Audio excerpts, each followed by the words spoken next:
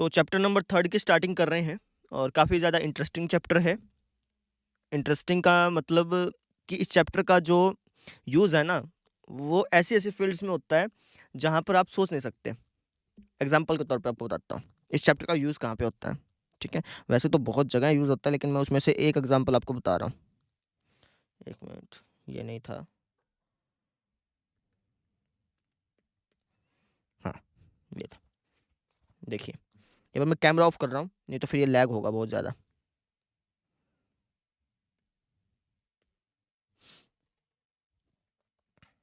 तो यहाँ पे आप देखिए, आपको है ना एक मक्खी दिख रही होगी, है ना? आपने कभी टीवी में भी देखी होगी। मक्खी के अलावा और कुछ भी ले सकते हैं अपन। नेट नहीं है मेरे पास, नहीं तो ले लेता। चलिए कोई बात नहीं। मक्खी ठीक है। तो आपको ये मक्खी दिख रही है ना? अब आप मुझे ये बताइए कि मक्खी को बनाया कैसे गया होगा? डिज़ाइन कैसे किया गया होगा? ध्यान से देखिए, ये मोशन भी कर रही है ना? हिल भी रही है, डुल भी रही है। तो इस ग्राफ़िक्स को बनाया कैसे गया होगा? इस ग्राफ़िक्स को बनाने के लिए यूज़ किया गया है स्ट्रेट लाइन्स का। जो आप ये चैप्टर पढ़ रहे हैं ना, इस चैप्टर के बाद आप 11th में एक चैप्टर पढ़ेंगे that is straight lines. Trigonometry पढ़ेंगे। इस ग्राफ़िक्स को बनाने के लिए ट्रिग्नोमेट्री का भी यूज़ किया गया। इस ग्राफ़िक्स को बनाने के लिए आपका इस चैप्टर 3rd चैप्टर का भी यूज़ किया गया, 4th चैप्टर का भी यूज़ किया गया है। जहाँ पे आप कर्व देख रहे हैं ना, जैसे ये मक्खी का पंख देख रहे हैं आप ये जो आप पंख देख रहे हैं, ये घुमावदार है ना, तो इसकी एक इक्वेशन होती है, पैराबोला है ये, ठीक है ना? तो इस ग्राफ़िक्स को बनाने के लिए मैथमेटिक्स की बहुत सारी ब्रांचेज़ का यूज़ किया गया है। 12th में एक चैप्टर आएगा मैट्रिक्स, उसका यूज़ किया गया है। लेकिन उन सब की शुरुआत होती है इस चैप्टर से, 3rd चैप्टर से। इस चैप्टर को आप बेसिकली इसी के लिए ही पढ़ते हैं, ठीक है ना? इसका तो मैंने सिर्फ़ एक एग्ज़ाम्पल बताया है। ऐसे-ऐसे बहुत सारे एग्ज़ाम्पल हैं। सिविल इंजीनियरिंग में इसका यूज़ होता है, मैकेनिकल डाटा साइंस में लीनियर अलजेब्रा का यूज़ होता है। जो टॉपिक हम पढ़ रहे हैं ना, वो बेसिकली मैथ की एक ब्रांच है लीनियर अलजेब्रा, उसका पढ़ रहे हैं, ठीक है ना? तो जिसने इस ग्राफ़िक्स को बनाया होगा, उस ग्राफ़िक्स को बनाने के लिए उसे इक्वेशंस चाहिए होंगी, समीकरण उसने उसने ये ग्राफ़िक्स ऐसे नहीं बन जाता कि पेन कॉपी से बना दिया, ऐसे बना दिया, नहीं।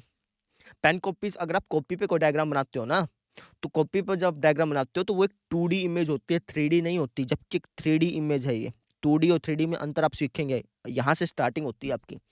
ये अभी आपको क, ख, ग, सिखाया जा रहा है। 11th-12th में जाकर के ये बहुत, बहुत ज़्यादा इंटरेस्टिंग हो जाता है। समझ पा रहे हो? ठीक है। कितना ज़्यादा हम मतलब ऐसा मैथ पढ़ रहे हैं जो बहुत ज़्यादा इंटरेस्टिंग है।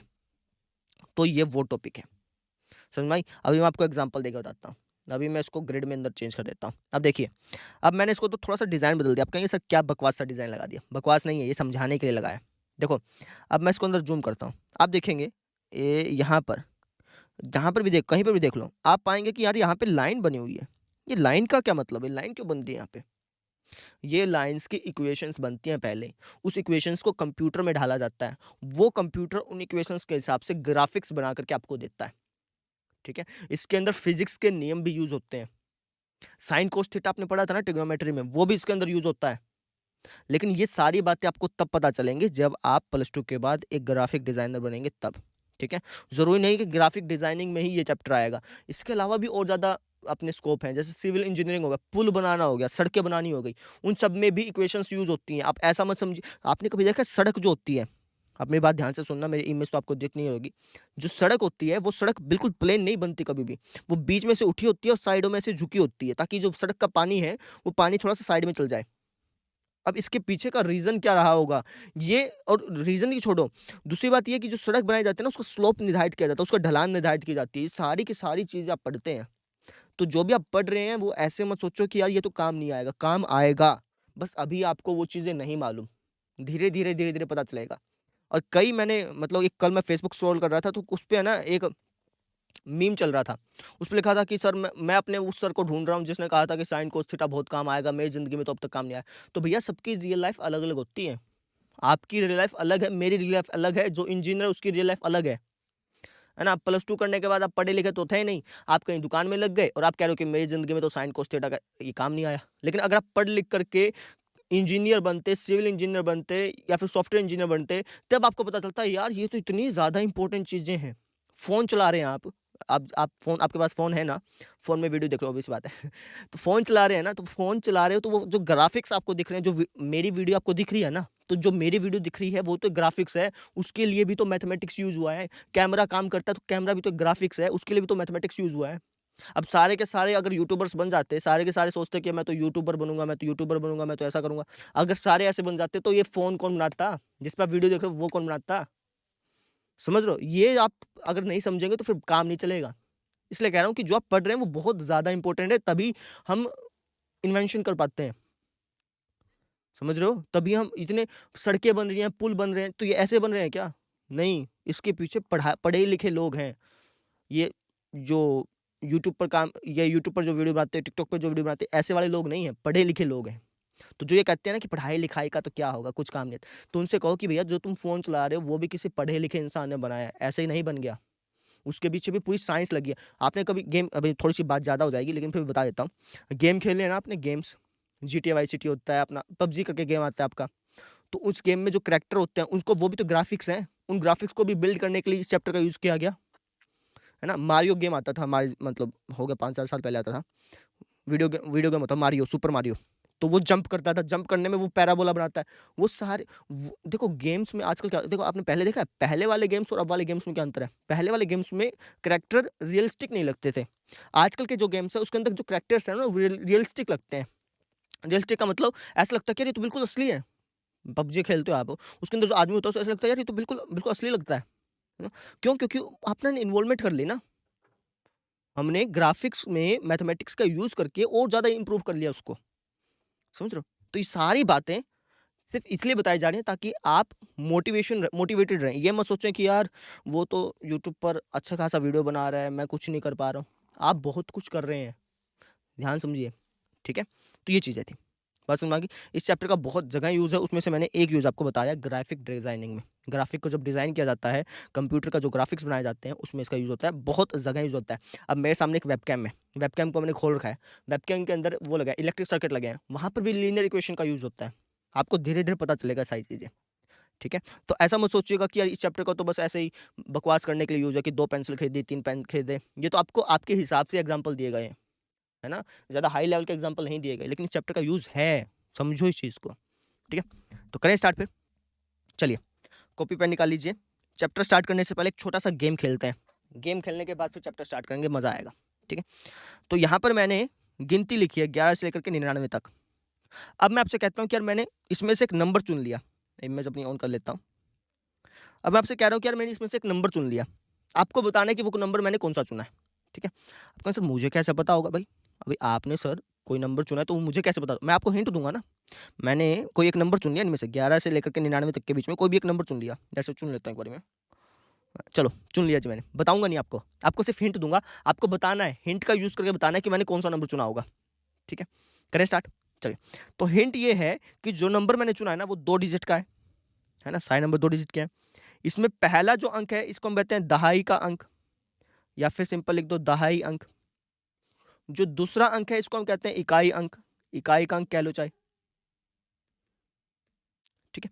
अब हिंट ये है कि अगर मैं दहाई के अंक में से, जो मैंने नंबर चुना है ना, अगर मैं उसके दहाई के अंक में से इकाई का अंक घटा दूँ, दहाई के अंक में से अगर मैं इकाई का अंक घटा दूँ ना, तो मुझे 1 मिलेगा। कितना मिलेगा? 1। ठीक है। तो ऐसा नंबर ढूँढो कौन-सा है? ऐसा नंबर ढूँढो जिसमें अगर मैं दहाई के अंक में से इकाई का अंक घटा दूँ तो 1 मिले। तो ऐसा कोई नंबर भैया 65, है ना? 6 में से 5 गया 1, तो 65 चुना? नहीं, 65 नहीं चुना मैंने। अच्छा, क्योंकि भाई और भी तो हो सकते हैं ना, जैसे 43, है ना? इस हिसाब से तो फिर 32 भी हो सकता है, 21 भी हो सकता है ना? बहुत सारे हो गए लेकिन मैंने तो नंबर 1 ही चुना है। तो 1 हिंट से काम नहीं चलेगा, 1 हिंट और देना पड़ेगा मुझे, है ना? तो 1 हिंट और देता हूँ मैं। मैं कहता हूँ कि अगर मैं दहाई के अंक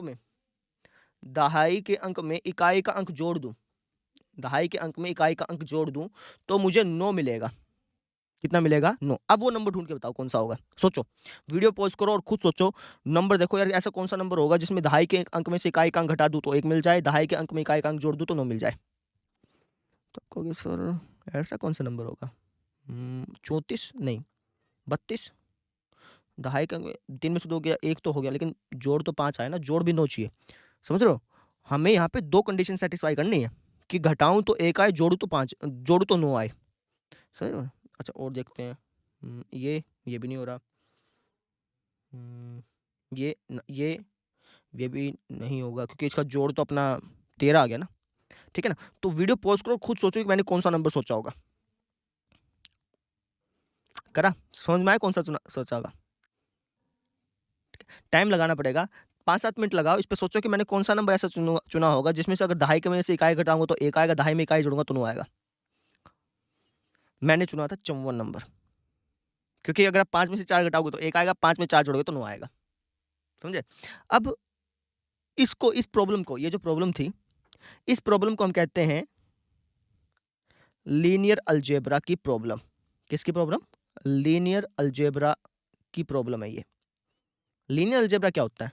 यही जो आप रैखिक समीकरण पढ़ रहे हैं ना इस चैप्टर को जब आप आगे पढ़ेंगे तो ये एक ब्रांच बन जाएगा लीनियर अलजेब्रा। उसकी प्रॉब्लम थी ये। इसको सॉल्व करने के 4 तरीके हैं। इस टाइप की जो प्रॉब्लम है ना, इसको सॉल्व करने के 4, वैसे तो बहुत सारे हैं, आपके सिलेबस में 4 तरीके हैं। ठीक है? वो 4 तरीके कौन-कौन से हैं वो देख लो। इस प्रॉब्लम को सॉल्व करने के 4 तरीके हैं। पहला तरीका है ग्राफीय विधि। आप ग्राफ बना करके इस प्रॉब्लम को सॉल्व कर सकते थे। कैसे? जैसे दहाई के अंक में से इकाई का अंक हटाने पर 1 आता, तो लेट्स से मैंने दहाई को x मान लिया, इकाई को y मान लिया, तो इसको मैं ऐसे लिख सकता था ना, x - y बराबर 1। क्या लिख सकता था? x - y बराबर 1, है ना? और इसी तरीके से इसको क्या लिख सकता था? x + y बराबर 1।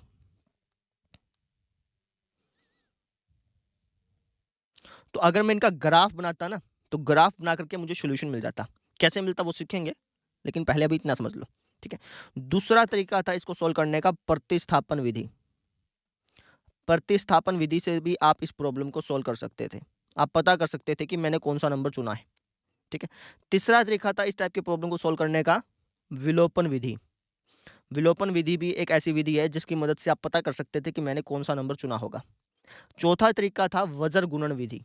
उसकी मदद से भी आप पता कर सकते थे कि मैंने कौन-सा नंबर चुना होगा, ठीक है? अब वज्र गुणन विधि इस साल आपके 2021 जो ये कोविड चल रहा है, इसमें आपके सिलेबस से हट चुका है, लेकिन फिर भी हमें पढ़ना है क्योंकि प्लस 1 में काम आएगा। कुछ भी चीज़ मैथमेटिक्स में ऐसी नहीं है जो आप छोड़ दें और कहें कि बाद में काम नहीं आएगी। हर एक चीज़ इंटर रिलेटेड है, जुड़ी हुई है आपस में। अभी नहीं पढ़ोगे तो दिक्कत आएगी, ठीक है ना? अपना बड़ा एम रख के चलो ना कि मुझे वो बनना है, ठीक है? तो वो जब बड़ा एम होगा तो आप ये देखोगे भी नहीं। और सबसे बड़ी प्रॉब्लम है यार, भाई कई मैसेज आते हैं, सर ये तो सिलेबस में है ही नहीं। कल भी सेकंड चैप्टर का टेस्ट ले रहे थे, उसमें मैसेज आ रहे थे कि सर ये तो सिलेबस में है ही नहीं, है ही नहीं, है ही नहीं। अरे भाई वो जानबूझ के कराए जा रहे हैं क्योंकि वो बाद में काम आएँगे, ठीक है? तो इस टाइप की प्रॉब्लम को, जो ये प्रॉब्लम थी, इस टाइप की प्रॉब्लम को सॉल्व करने के मैंने 4 तरीके बताए। अब पहला जो ग्राफीय विधि है, इसको आप पढ़ते हैं एक्सरसाइज 3.1 और 3.2 में। जो प्रतिस्थापन विधि है, इसको आप पढ़ते हैं 3.3 में। जो विलोपन विधि है, इसको पढ़ते हैं आप 3.4 में। जो वज्र गुणन विधि है, इसको पढ़ते हैं 3.5 में। और 3.6 में मिक्स क्वेश्चन आते हैं, ठीक है? तो करें स्टार्ट फिर चैप्टर की? करें? चलो। तो सबसे पहले चैप्टर के नाम का मतलब समझ लेते हैं। चैप्टर का नाम है जी अपना, थोड़ा-सा बढ़ा लेता हूँ क्वालिटी को। हाँ, चैप्टर का नाम है जी अपना 2 चर वाले रैखिक समीकरण युग्म। रैखिक समीकरण युग्म। चलिए, अच्छा इसका मतलब क्या है वो सोचो। चर, चर का मतलब होता है ऐसी वैल्यू जो बार-बार बदलती रहे, जो फिक्स ना हो। जैसे तापमान, टेम्परेचर बदलता रहता है, फिक्स नहीं है। जैसे और क्या कहोगे आप? सूरज की पोजीशन होगी, वो बदलती रहती है ना, यहाँ आया फिर वहाँ चल गया, फिर वहाँ गया, तो बदलती रहती है। तो ऐसी क्वांटिटी जो फिक्स ना हो, उसे हम कहते हैं चर। क्या बोलते हैं? चर, ठीक है?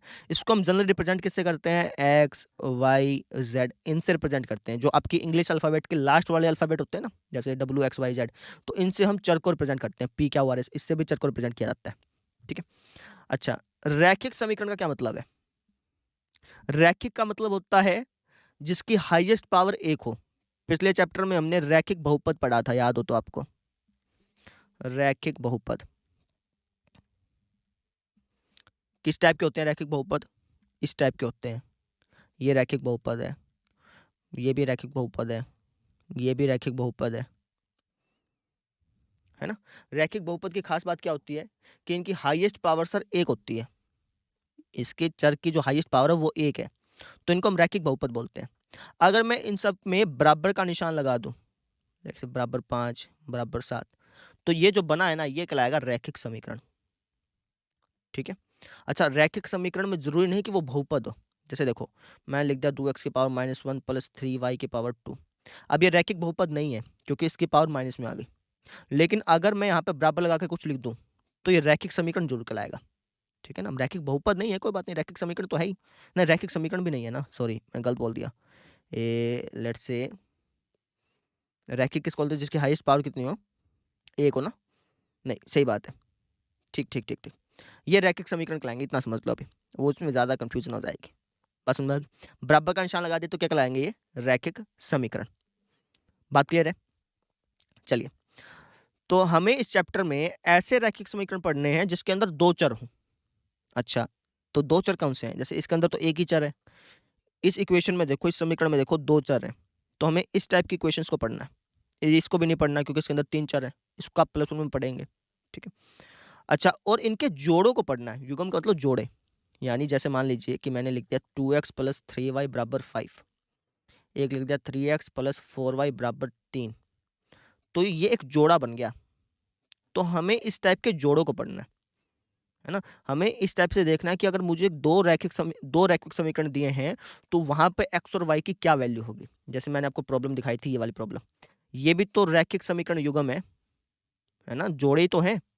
तो मुझे पता करना था कि यार मैंने कौन सा नंबर चुना, यानी मुझे पता करना है कि दहाई का अंक क्या था, इकाई का अंक क्या था, यही पता करना था ना।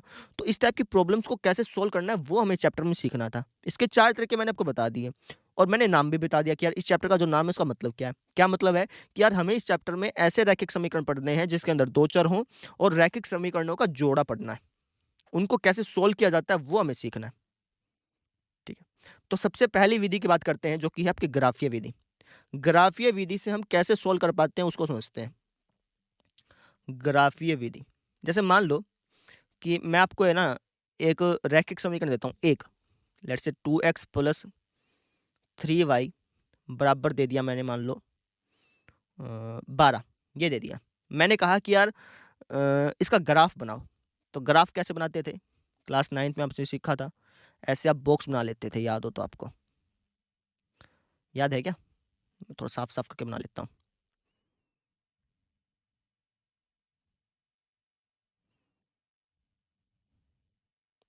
ऐसे बॉक्स बना लेते थे आप।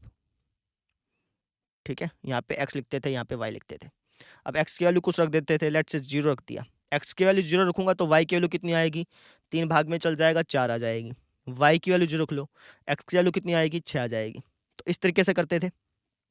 ठीक है, x की वैल्यू 0, y की वैल्यू 4, x की वैल्यू 6, y की वैल्यू 0। तो यहाँ पे हमें पॉइंट मिल गया 0,4, 6,0। इसके बाद हम क्या करते थे, हम ग्राफ पे प्लॉट कर देते थे इसको कुछ इस तरीके से, x की वैल्यू 0, y की वैल्यू 4, ये पॉइंट हो गया। x की वैल्यू 6, y की वैल्यू 0, ये पॉइंट हो गया। और इन दोनों पॉइंटों को हम ऐसे जोड़ देते थे।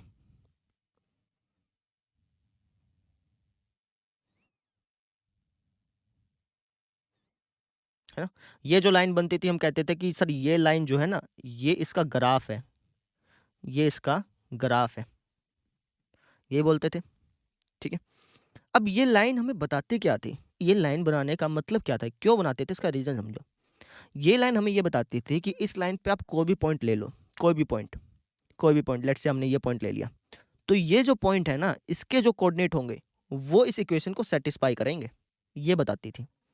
कैसे, जैसे देखो मैंने ये पॉइंट ले लिया, अब ये पॉइंट कौन सा पाएगा, ये पाएगा एक्स के वैल्यू 1, वाई के वैल्यू, नहीं ये पॉइंट पॉइंटों में आएगा यार, कोई और पॉइंट ले लेता हूँ,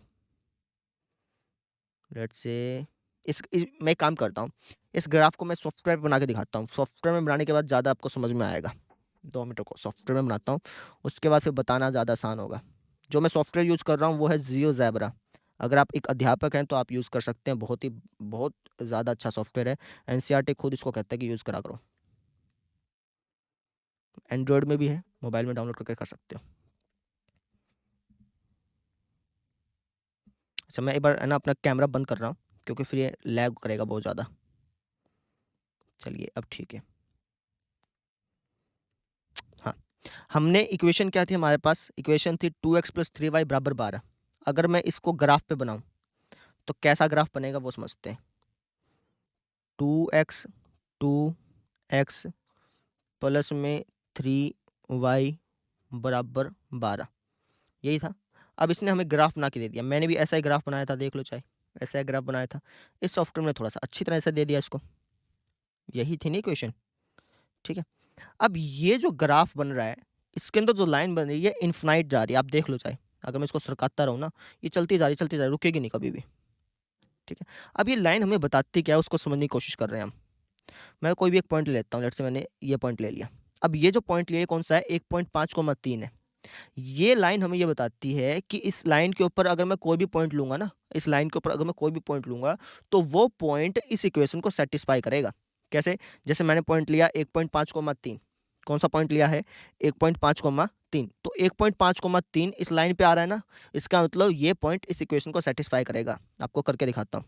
अगर मैं एक्स की वैल्यू 1.5 ढाल दूँ और वाई की वैल्यू कितनी ढाल दूँ? कितनी बता रखी थी उसने? 3 बता रखी थी, तो वाई की वैल्यू 3 ढाल देता हूँ, तो इसको सोल्व करने पर 12 ही मिलेगा। देख लो, 1.5 दूनी 3 प्लस 3 तिया 9, कितना आ गया? 12। यानी ये जो पॉइंट था इस इक्वेशन को सेटिस्फाई कर रहा है। और कोई पॉइंट ले लो आप चाहे, लेट्स से कि आपने पॉइंट ले लिया ये पॉइंट ले लिया, ये जो पॉइंट है बी, जो पॉइंट है ये है ये पॉइंट 4.49 1.101, ये पॉइंट को भी अगर आप इस इक्वेशन में ढालोगे ना, तो ये पॉइंट भी इस इक्वेशन को सेटिस्फाई करेगा। जब आप इसके अंदर ढाल के सोल्व करोगे ना, तो आपको 12 ही मिलेगा, ये बताता है। कोई और पॉइंट ले लो, लेट्स से आपने ले लिया ये पॉइंट ले लिया, तो 6,0 को अगर आप इसके अंदर ढालोगे तो ये सेटिस्फाई कर देगा इसको, ठीक है ना। अगर कोई बाहर वाला पॉइंट ले लो, लेट्स से आपने ये पॉइंट ले लिया, ये पॉइंट अगर आप इसके अंदर ढालोगे ना तो सेटिस्फाई नहीं कर पाएगा। ढाल के देख लो, 3 दूनी 6 और 4 तिया 12, 18 होता, 12 तो नहीं होता, यानी ये पॉइंट इस लाइन पे नहीं आता। यानी मैं कह सकता हूँ कि जब मैं किसी इक्वेशन का ग्राफ बनाता हूँ, चाहे वो कैसा ही ग्राफ बने, उस ग्राफ पर जितने भी पॉइंट होते हैं वो इस इक्वेशन को सेटिस्फाई करते हैं। क्या बोला मैंने? अगर मैं किसी समीकरण का ग्राफ बनाता हूँ तो उस ग्राफ पर उस समीकरण के ग्राफ पर जितने पॉइंट्स आते हैं, लेट्स से ये पॉइंट आ गया, ये पॉइंट आ गया, ये पॉइंट आ गया, जितने मैं पॉइंट बना रहा हूँ यहाँ पे, ये सारे के सारे पॉइंट इस इक्वेशन को सेटिस्फाई करेंगे। कौन सी इक्वेशन को?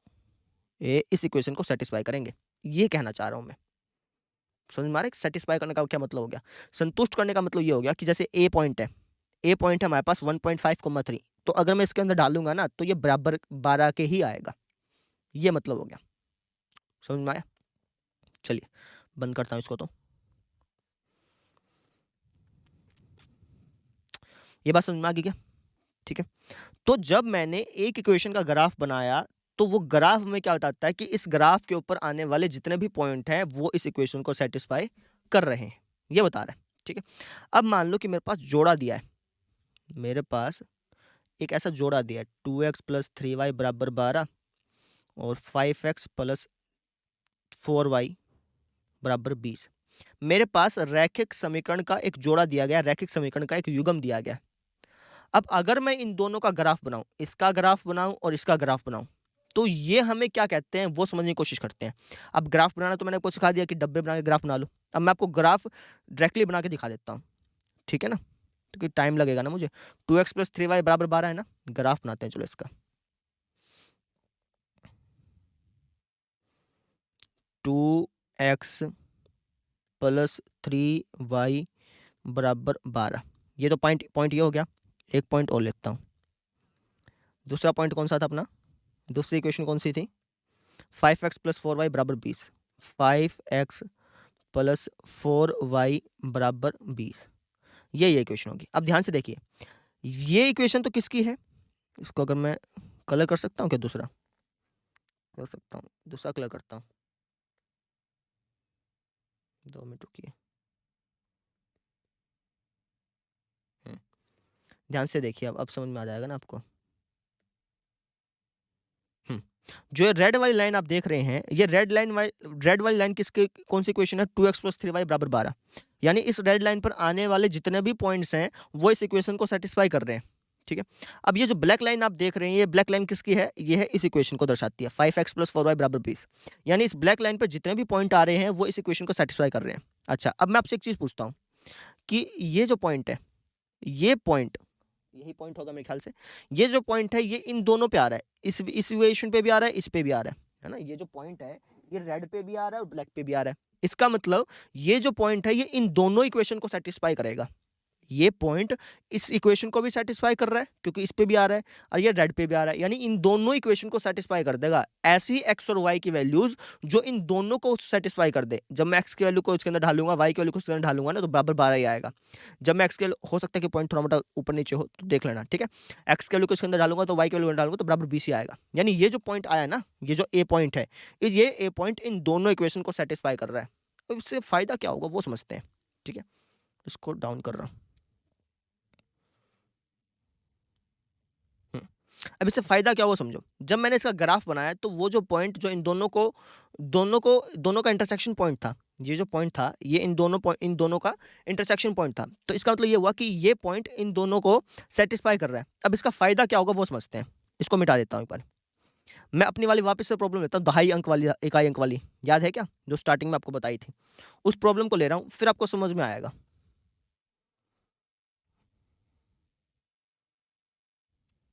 ये वाली प्रॉब्लम, ये प्रॉब्लम थी x - y = 1, x + y = 9। इसको मैं ग्राफ पे बना के देखता हूँ। x - y = 1, x - y = 1 और दूसरा क्या था अपना, x + y = 9, x + y = 9। अब देखिए मैंने जब यहाँ पे बनाया तो इसका मतलब ये जो पॉइंट आया हमारा, ये जो बी पॉइंट आया, इसको काट देता हूँ। ये बी पॉइंट क्या है? ये 5,4, यानी 5,4 इस इक्वेशन को भी सेटिस्फाई कर रहा है, 5,4 इसको भी सेटिस्फाई कर रहा है। मतलब 5,4 ऐसा पॉइंट है जो इस इक्वेशन को भी संतुष्ट कर देगा और इसको भी संतुष्ट कर देगा। और हमें ऐसा ही पॉइंट चाहिए था। मैंने कहा था ना कि यार दहाई का अंक और इकाई का अंक ढूंढना है आपको। तो हमने पहले किसको ढूंढा था? 65 को ढूंढा था पहले तो, है ना। तो 65 में हमने क्या देखा कि जो 65 है वो इसको तो सेटिस्फाई कर रहा है, 6 में से 5 घटाने पे 1 आ रहा है, लेकिन वो इसको सेटिस्फाई नहीं कर पा रहा था। यानी मुझे एक ऐसा नंबर चाहिए था, एक ऐसा पॉइंट चाहिए था जो इन दोनों को सेटिस्फाई कर दे। तो वो दोनों को सेटिस्फाई करने वाला पॉइंट हमने कहाँ से ढूंढा? ग्राफ से ढूंढा। ग्राफ से तो ढूंढा है हमने। क्या किया? इन दोनों का ग्राफ बना दिया। ग्राफ बनाने पर जो इनका इंटरसेक्शन पॉइंट था वो कौन सा पॉइंट था? ये वाला पॉइंट कौन सा है? ये पॉइंट वो पॉइंट है जो इन दोनों इक्वेशन को सेटिस्फाई कर रहा है और हमें वही पॉइंट चाहिए था। यहाँ पर भी तो हमें वही पॉइंट चाहिए था ना, एक ऐसा नंबर चाहिए था जो इसको भी सेटिस्फाई कर दे और इसको भी सेटिस्फाई कर दे। तो इसके लिए हमने ग्राफ बनाया, समझे। यानी अगर मुझे कोई रैखिक समीकरण युग्म दिया है, एक जोड़ा दिया है रैखिक समीकरणों का, और मुझे कह दिया जाए कि इसमें x और y की वैल्यू निकालो, तो इसका मतलब ये है कि मुझे पता करना है कि ऐसी x और y की वैल्यूज जो इन दोनों इक्वेशन को सोल्व कर ले। तो इसके लिए मैं क्या कर सकता हूँ? ग्राफ बना सकता हूँ। अगर मैं ग्राफ बनाऊंगा ना तो ग्राफ जहां पे इंटरसेक्ट होगा, जहां पे कटेगा, वो उसका आंसर कहलाएगा। बस समझ में आ गई? क्यों? क्योंकि वो पॉइंट उन दोनों इक्वेशन को सेटिस्फाई कर रहा है। बस समझ में आ गई? ये चीज थी, ठीक है, समझ गए। तो यही आपकी एक्सरसाइज 3.1 है। इसी के अंदर आपने क्या करना है? आपने सबसे पहले जो आपको प्रॉब्लम दे रखी है उसको आपने बीजगणितीय रूप में दर्शाना है। इसको हम बीजगणितीय रूप बोलते हैं, जहाँ पे हम एक्स वाई में दर्शा देते हैं ना, कुछ मान के दर्शा देते हैं, उसको बीजगणितीय रूप बोलते हैं। तो पहले बीजगणितीय रूप में दर्शाना है, फिर उसका ग्राफ बनाना है। बस समझ में आ गई? चलिए फिर मैं एग्जाम्पल स्टार्ट करता हूँ। एग्जाम्पल से आपको ज़्यादा अच्छी तरह से समझ में आ जाएगा। एग्जाम्पल नंबर 2 ले रहा हूँ। फर्स्ट एग्जाम्पल लास्ट में ले लूँगा क्योंकि उसके अंदर मिस प्रिंटिंग कर रखी है बुक वालों ने, फिर मैं बाद में ले लूँगा कभी। सेकंड एग्जांपल ले रहा हूँ पहले तो मैं आपका, क्योंकि आज तो हमें सिर्फ कंसेप्ट ही समझना है ना, तो इसलिए। ये देखो जी, ये आपका सेकंड एग्जांपल है। क्या क्या रखा है? क्या रखा है कि जी रोमीला एक स्टेशनरी की दुकान में गई और 9 रुपए में 2 पेंसिल और 3 रबड़ खरीद लिए। एक लड़की है रोमीला, वो एक स्टेशनरी की दुकान पे जाती है और 9 रुपए में 2 पेंसिल 3 रबड़ ले आती है, ठीक है। अच्छा, उसकी सहेली है सोनाली, उसने रोमीला के पास नई तरह की पेंसिल और रबड़ देखी और उसने भी 18 रुपए में उसी तरह की 4 पेंसिल और 6 रबड़ खरीद ली। आपको बताना है, आपको है ना इसको बीजगणितीय रूप में रिप्रेजेंट करना है और ग्राफीय रूप में रिप्रेजेंट करना है। कैसे करेंगे? देखो, तो बीजगणितीय रूप मतलब मुझे कुछ मानना पड़ेगा। तो मैं कह देता हूँ कि माना एक पेंसिल का मूल्य, एक पेंसिल का मूल्य, मैं मान लेता हूँ कि एक पेंसिल आती है x रुपए की। जैसे हमने पहले प्रॉब्लम थी उसके अंदर हमने माना था ना दहाई का अंक x है, वैसे मैंने मान लिया। इसी तरीके से एक रबड़ का मूल्य मैं मान लेता हूँ y रुपए। ठीक है, अब पर्सन के अनुसार चलते हैं। पर्सन क्या कह रहा है कि जो रोमिला थी उसने 9 रुपए लगाए और उसे 2 पेंसिल और 3 रबड़ मिल गए। ठीक है, तो एक पेंसिल अगर x रुपए की है तो 2 पेंसिल कितने रुपए की आएंगी? 2x रुपए की, है ना। अभी रुपए नहीं लिख रहा हूँ, क्यों नहीं लिख रहा हूँ? क्योंकि रुपए यहाँ पे भी नहीं लिखूंगा, ठीक है ना। तो रुपए हम दोनों तरफ नहीं लिखेंगे तो इक्वेशन बैलेंस हो जाएगी। ठीक है, अच्छा, 3 रबड़ खरीदते हैं, एक रबड़ y रुपए का, तो 3 रबड़ कितने के आएंगे? 3y रुपए के। अब मैं इनको जोड़ दूंगा। क्यों जोड़ दूंगा? क्योंकि मेरे पास टोटल रुपए कितने हैं? 9 रुपए हैं। टोटल का मतलब इन दोनों को जोड़ दिया, बस समझ में आ गई। ये बन गई जी आपकी इक्वेशन नंबर फर्स्ट। ठीक है, बन गई, अच्छी बात है। अच्छा, दूसरी बात क्या कही इसने कि इसकी जो फ्रेंड थी सोनाली, वो भी उसी दुकानदार के पास पेंसिल और रबड़ लेके आती है, लेकिन वो पेंसिल लेके आती है अपनी 4, रबड़ लेके आती है 6। पेंसिल लेके आई वो 4, रबड़ लेके आई है वो 6। ठीक है, उसने रुपए दिए हैं 18, है ना। भाई ऐसे समझो, दो फ्रेंड थी, वो ऐसे पेंसिल रबड़ ले आई, घर आने के बाद वो भूल गई कि किस रेट की पेंसिल थी, किस रेट का रबड़ था। अब वो पता करना चाहते हैं कि यार पेंसिल का रेट क्या था और रबड़ का रेट क्या था, तो वो कैसे निकालेंगे वो समझने की कोशिश कर रहे हैं। ठीक है, अब मुझे पता करना है कि मान लो कि भैया पेंसिल कितने रुपए की थी, एक पेंसिल कितने रुपए की और एक रबड़ कितने रुपए का, तो मैं कैसे पता करूंगा? तो इन दोनों इक्वेशंस को सोल्व करना पड़ेगा। इसको सोल्व करने के 4 तरीके हैं, ग्राफीय विधि, विलोपन विधि, प्रतिस्थापन विधि, सारी चीजें बता दी मैंने आपको। हम ग्राफ बना करके इसको सोल्व करेंगे। कैसे? मैं सबसे पहले इसका ग्राफ बनाऊंगा। ग्राफ कैसे बनाते हैं मैंने बताया आपको, डब्बा बना लो पहले तो आप ऐसे, ये x हो गया, ये y हो गया। x की वैल्यू 0 रख लो, y की वैल्यू कितनी आ जाएगी? 3 आ जाएगी। y की वैल्यू 0 रख लो, x की वैल्यू कितनी आ जाएगी? 4.5 आ जाएगी। तो एक काम करते हैं, 4.5 को ग्राफ पे बनाना थोड़ा सा मुश्किल होगा। एक काम करता हूँ, x की वैल्यू कुछ, y की वैल्यू कुछ और रख लेता हूँ। y की वैल्यू लेट से नहीं, x की वैल्यू रख लो ना चाहे तो। x की वैल्यू क्या रखोगे भैया आप? पॉइंटों में ना आए, 2 रखूंगा तब भी आएगा, 3 रखूंगा तो 3 रख लेता हूँ, नहीं आएगा। 3 दूनी 6, 6 में यहाँ पे चल के माइनस का हो गया, 9 में से 6 गया 3, तो 1 आ गया। मैं ये मान के चल रहा हूँ कि आपको ये ग्राफ बनाना आता होगा, ये डब्बे बनाने आते होंगे, क्योंकि ये तो 9th क्लास बच्चों वाली बात थी यार, ये तो आना ही चाहिए, नहीं तो फिर 10th में कैसे आ गए तुम, है ना। तो ये तो आना ही चाहिए था भाई, इसलिए मैं थोड़ा फास्ट करा रहा हूँ इसको, ये बहुत बच्चों वाली बात है। ठीक है, अब इसका ग्राफ बनाते हैं। तो हमने इसका बना लिया, ये तो हमने इस इक्वेशन का ग्राफ बना लिया ना। अब मैं इस इक्वेशन का ग्राफ बना रहा हूँ, तो इसके पॉइंट सेलेक्ट कर रहे हैं पहले अपन। पहले काम करता हूँ, इस इक्वेशन के ग्राफ को मैं प्लॉट कर देता हूँ। ये ग्राफ ऐसे बना लिया, ये एक्स एक्सिस होगी, वाई एक्सिस होगी। एक पॉइंट है 0,3, एक्स के लिए 0, वाई के लिए 3, ये पॉइंट हो गया। एक पॉइंट है 3,1, एक्स के लिए 3, वाई के लिए 1, एक ये पॉइंट हो गया। इन दोनों पॉइंटों को जोड़ देता हूँ, तो ये जो अपना ग्राफ बना, ये जो अपनी लाइन बनी है, ये लाइन किसकी है? ये है जी 2x + 3y = 9। ये लाइन हमें क्या दर्शाती है कि इस लाइन पर आने वाले जितने पॉइंट हैं वो इस इक्वेशन को सेटिस्फाई करेंगे। ठीक है, अब इसका बनाते हैं ऐसे ही, 2 पॉइंट बना लिए, है ना। क्योंकि एक लाइन बनाने के लिए आपको 2 पॉइंट की जरूरत होती है मैक्सिमम, हाँ मिनिमम, मैक्सिमम नहीं मिनिमम। मैक्सिमम तो कितने पॉइंट हो? एक्स की वैल्यू 0 रख लो, वाई की वैल्यू 3 आ जाएगी। वाई की वैल्यू 0 0 मत रखो, 1 रख लो, क्योंकि फिर वहाँ पे माइनस का 12, वहाँ पे 12 हो जाएगा ना, तो 3 आ जाएगी। हाँ ठीक है, तो एक्स की वैल्यू 0, वाई की वैल्यू 3, एक्स की वैल्यू 0, ये तो ये पॉइंट हो गया।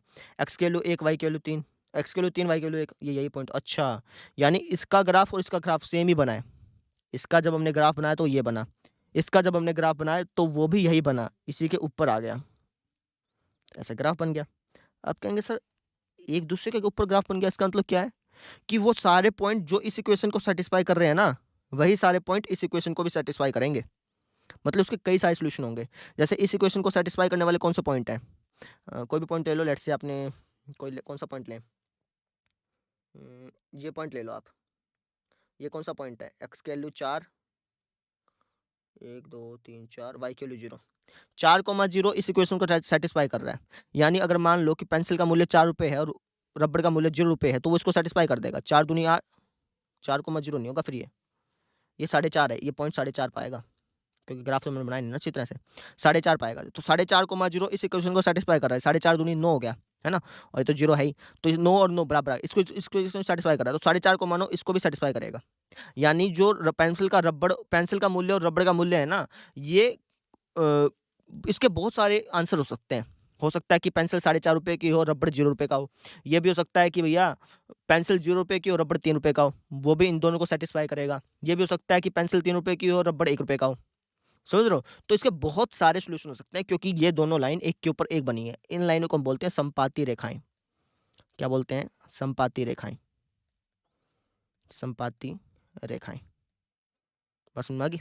ये चीज थी, मतलब समझ में आया क्या? अब मैं ना इसको प्रॉपर्ली ग्राफ में बना कर, क्योंकि इसमें ग्राफ में ज़्यादा समझ में नहीं आता ना, मैं आपको सॉफ्टवेयर पर बना कर दिखाता हूँ। 2x + 3y = 9 बना देते हैं।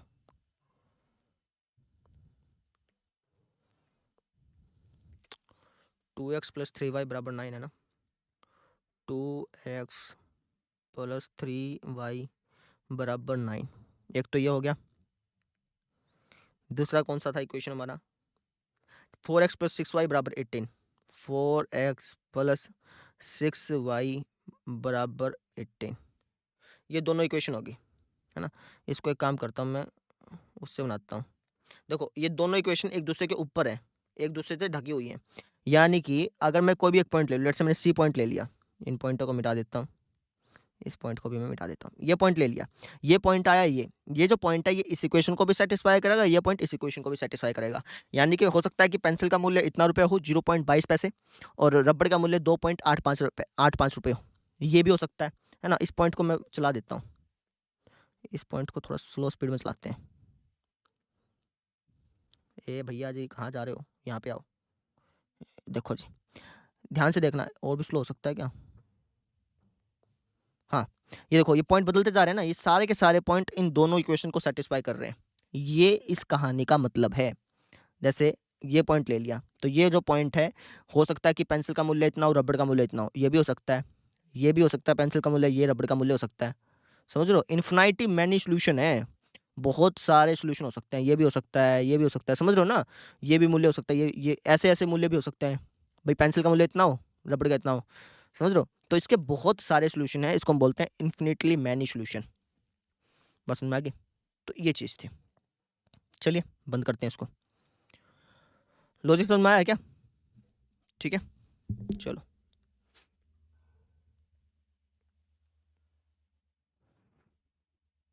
अच्छा एक एग्जांपल और ले लेता हूँ, हल्का सा एग्जांपल लूँगा, ज़्यादा भारी नहीं लूँगा, भारी कर लेंगे फिर अपन। ठीक है, मैं ले रहा हूँ एग्जांपल नंबर 2, ये ले लेता हूँ, आसान रहेगा ये एग्जांपल ले रहा हूँ। कल भी कराऊंगा इसको, लेकिन आज समझाने के लिहाज से ले रहा हूँ। जैसे ये क्वेश्चन देखिए आप, ये क्वेश्चन क्या कह रहा है कि क्रिकेट टीम के एक कोच ने 3900 रुपये में 3 बल्ले और 6 गेंद खरीदी। एक कोच था, उसने 3 बल्ले और 6 गेंद खरीदी 3900 रुपये में। बाद में उसने 1 बल्ला और उसी प्रकार की 3 गेंद खरीदी 1300 रुपये में। वो दुकानदार के पास गया, बोला कि यार मुझे 3 बल्ले और 6 गेंद दे दे, तो उसने दे दिया। बोला कितने रुपये हो गए? 3900 दे आया। फिर बाद में गया, बाद में बोला कि यार मुझे 1 बल्ला और 3 गेंद दे दे, तो उसने दे दिया। लो कितने रुपये हुए? 1300 रुपये हुए। वो उससे रेट पूछना भूल गया, वो ये पूछना भूल गया कि यार एक बल्ले का क्या मूल्य है और एक गेंद का क्या मूल्य है, ये पूछना भूल गया मान लो। तो उसे पता करना है कि यार घर पे आ गया, वो सोचा यार घर एक बल्ले और एक गेंद का मूल्य तो बताना था, मेरे घर वाले मुझे मार देंगे ऐसे तो, है ना। वो तो पूछेंगे ना कि भाई बता सुरेश, आज जो बल्ला गेंद लाया उसका हिसाब दे, तो आप हिसाब दे ही नहीं पाओगे। तो इस प्रॉब्लम को कैसे सॉल्व करते हैं वो हम इस चैप्टर में सीख रहे हैं। कैसे करेंगे? मैं जो मुझे नहीं पता उसको मान लूंगा। जैसे मुझे नहीं पता कि यार बल्ले का मूल्य कितना है और गेंद का मूल्य कितना है, तो मैं इसको मान लूंगा, कह दूंगा माना बल्ले का मूल्य। मैं कह दूंगा कि यार एक एक बल्ले का मूल्य मान लेते हैं।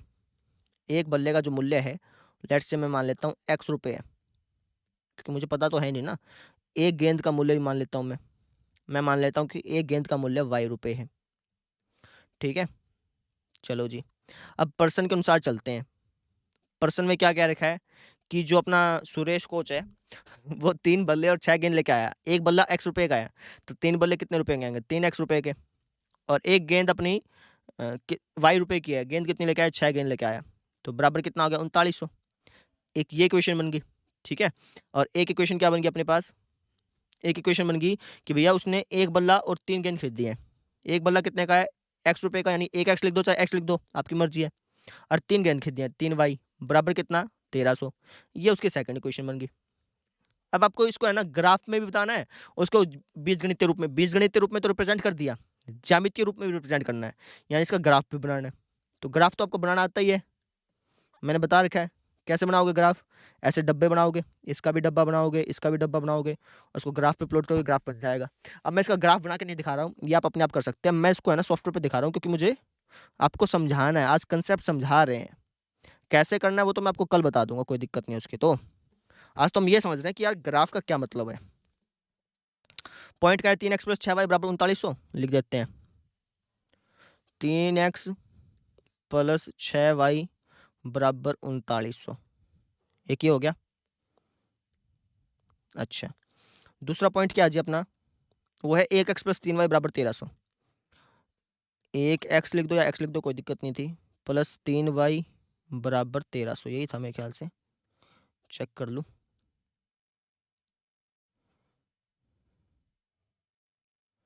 और ये सारे पॉइंट क्यों आ रहे हैं, एक मिनट,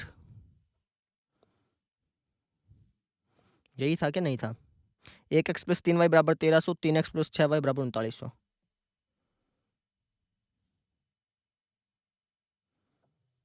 यही था।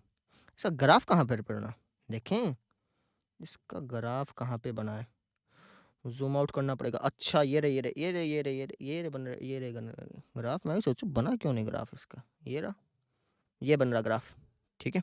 अब ये ग्राफ हमें क्या बता रहा है कि जैसे ये वाली लाइन है, इसको मैं कलर चेंज करता हूँ।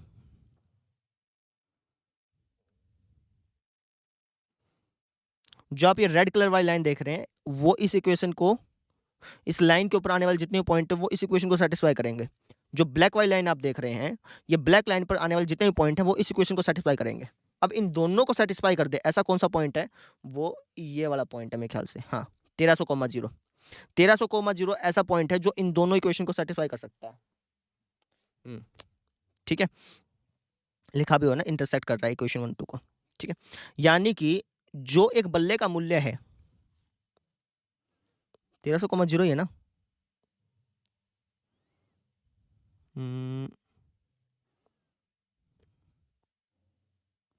हाँ ठीक है भाई। जब वो बल्ला और गेंद लेकर आया ना, तो जो बल्ले का मूल्य वो 1300 रुपए है, और गेंद फ्री में आई थी उसकी, तभी तो 1300 तिया 3900 हुआ, और 1300 एकम 1300 हुआ। समझ में आई।